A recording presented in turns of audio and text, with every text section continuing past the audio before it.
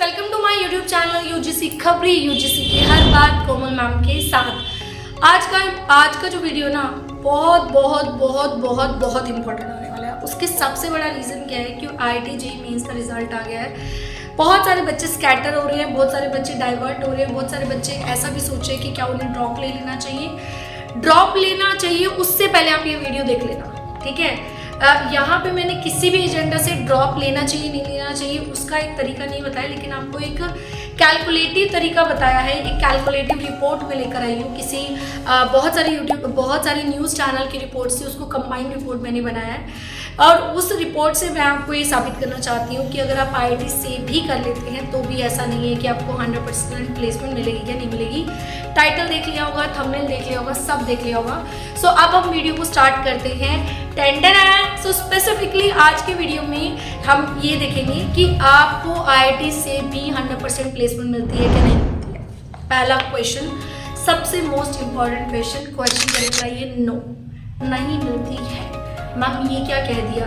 अगर हम बात करें इसके कुछ आंकड़ों की तो आईआईटी जेईई में बैठने वाला जो बच्चा होता है वो 12 से 12.5 लाख का होता है, और आईआईटी के अंदर जो टोटल सीट्स होती है वो 17,385 कुछ लमसम ऐसी सीट्स होती है।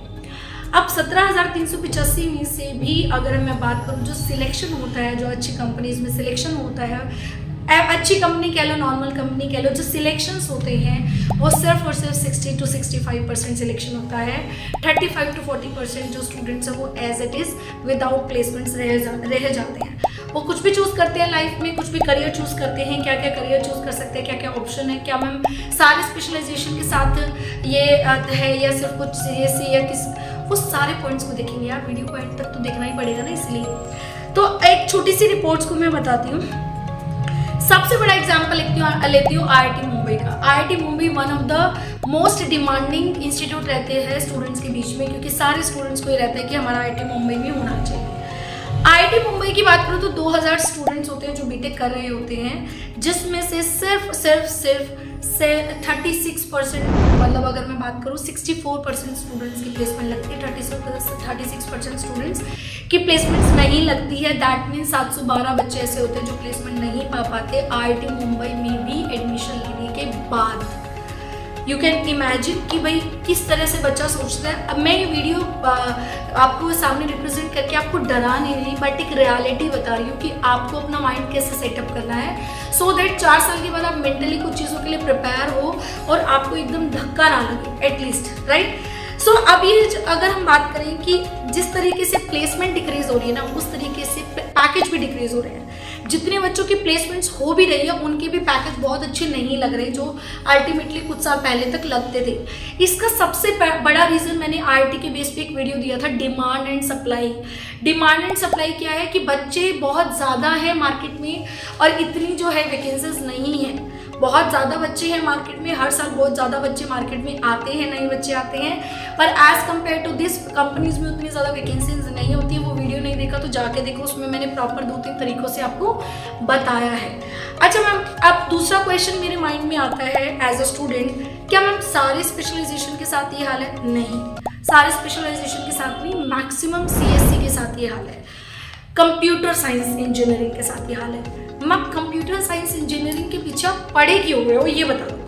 इसको प्रैक्टिकल तरीके से समझो। आपको पता है कि हर चीज़ स्मार्ट होती जा रही है, फ़ोन स्मार्ट होते जा रहे हैं, मशीन्स आती जा रही हैं, हर काम आपका मशीन से होता जा रहा है। अगर कोई काम मशीन से हो रहा है तो उसमें क्या इंसान की ज़रूरत पड़ेगी? नहीं, वो धीरे धीरे डिक्रीज हो जाएगी। उन मशीनों को हैंडल करने के लिए कुछ ज़रूरत पड़ सकती है, लेकिन मशीन जिसका बिहाफ पे काम कर रही है वो इंसान तो खत्म होगी। Getting my point. सो इसका सबसे बड़ा रीज़न क्या है कि सीएससी के पीछे जो है वैकेंसीज कम होती जा रही है, उसका सबसे बड़ा रीज़न है artificial intelligence. Artificial intelligence day by day बढ़ रहा है, जिसकी वजह से सीएससी में जो है वैकेंसीज क्या हो रही है, कम हो रही है, क्योंकि आर्टिफिशियल इंटेलिजेंस जो है लोगों की जगह लेता जा रहा है।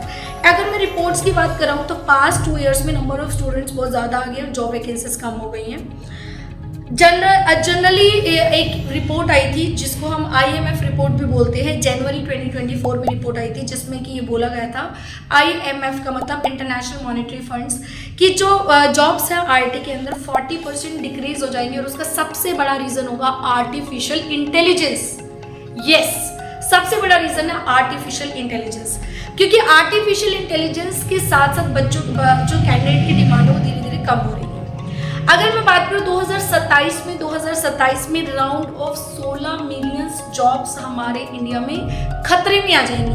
अगर किसी के रिलेटिव में या किसी में सीएससी में कुछ कंपनी में कुछ कैंडिडेट हों, किसी के मासी मामा बुआ फूफा जो भी हो, उसको ये बात पता होगी कि 2022 में अगर मैं बात करूँ 1,65,000 लोगों को आउट कर दिया था कंपनी से विदाउट एनी रीजन। उनके पास इतना काम नहीं था, उन्होंने आउट कर दिया था। 2023 में नंबर और बढ़ गया, 2,63,000 के समथिंग लोगों को आउट कर दिया। और अभी तक जनवरी की अगर अभी सिर्फ 4 महीने कंप्लीट होंगे, अब 57,000 लोग आउट हो चुके हैं अपनी कंपनी से विदाउट एनी रीजन। ठीक है, तो अब क्या करना चाहिए मैम? अब मुझे कुछ आइडिया भी बताओ कि किस तरीके से क्या क्या ऑप्शंस हम ले सकते हैं। सो ये तो मैंने आपको जनरल रिपोर्ट बता दी। अब पॉइंट नंबर 1, अगर आप आईटी में जाना चाह रहे हो और अगर आपको सीएससी की जगह कोई और डिपार्टमेंट में मिल रहा है तो आप जा सकते हो। आप बिल्कुल ये मत सोचो कि मुझे तो सीएससी करना है, बिल्कुल स्टक मत हो, क्योंकि सीएससी के बच्चे बहुत ज़्यादा बढ़ रहे हैं, बहुत ज़्यादा बढ़ रहे हैं। उसकी वजह से वैकेंसीज उतनी ज़्यादा नहीं है, तो इस बात को माइंड में रखो। पॉइंट नंबर 2, अगर आप आईआईटी से हो तो मैक्सिमम आईआईटी का बच्चा 3 जगह पे जाता है, 2 से 3 जगह पे, 2 पे मैं मार्क करूँगी। चाहे तो फैकल्टी बन जाता है उसी आईआईटी कॉलेज कैंपस में, या फिर जो आईआईटी के इंस्टीट्यूट्स होते हैं वहाँ पे भी अच्छा पैकेज मिल जाता है, या फिर एसएससी या फिर यूपीएससी की तरफ ये बच्चा बहुत ज़्यादा अट्रैक्ट होता है। तीसरा और ले लेते हैं, ये बच्चा बहुत ज़्यादा जो है अपनी कंपनी ओपन करता है, एक तरह से एंटरप्रेन्योर बन जाता है। ठीक है, अब मैम ये तो बता दिया अपने आईआईटी वाली। जो नॉन आईआईटी वाले बच्चे हैं वो क्या करें? नॉन आईआईटी वाले बच्चों को अपना एक ऑल्टरनेट हमेशा रखना चाहिए। मैं ये कहती हूँ जो 2-2.5 लाख की रेंज में भी आता है ना, वो बच्चा भी ये सोचता है कि पता नहीं मुझे क्या मिल जाएगा। अल्टीमेटली सोचना बहुत अच्छी बात है। आप एक तो आप है ना कोई भी बैकअप प्लान हमेशा रखना चाहिए। सपोज आप कुछ प्रिपेयर कर रहे हो तो एक बैकअप प्लान के लिए 2-3 यूनिवर्सिटी में आप रजिस्टर करके रख दो, सो दैट आपका जो एडमिशन जो है वो वहाँ पे उस टाइम पे हो सके।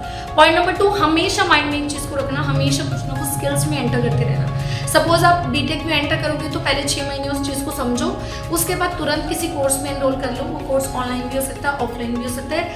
अपने आप को जितना एडवांस लेवल पे लेके जाओगे ना, प्लेसमेंट्स आपके लिए उतनी आसान हो जाएंगी, क्योंकि अल्टीमेटली प्लेसमेंट्स क्या है, आपको एक अच्छे बच्चे चाहिए, किसी भी कंपनी को एक अच्छा कैंडिडेट चाहिए जो कि उसकी कंपनी को ग्रो कर सके। आई थिंक वीडियो आपको बहुत अच्छी लगी तो लाइक ज़रूर कर दो, और अगर आप काउंसलिंग लेना चाहते हो किसी तरह की गूगल फॉर्म फिल कर सकते हो। सब्सक्राइब करना मत भूलिएगा और इस चैनल को बहुत सारे लोगों तक शेयर कर दो, क्योंकि हमने नया बनाया और आपके सपोर्ट की हमें बहुत ज़्यादा ज़रूरत है। Thank you so much.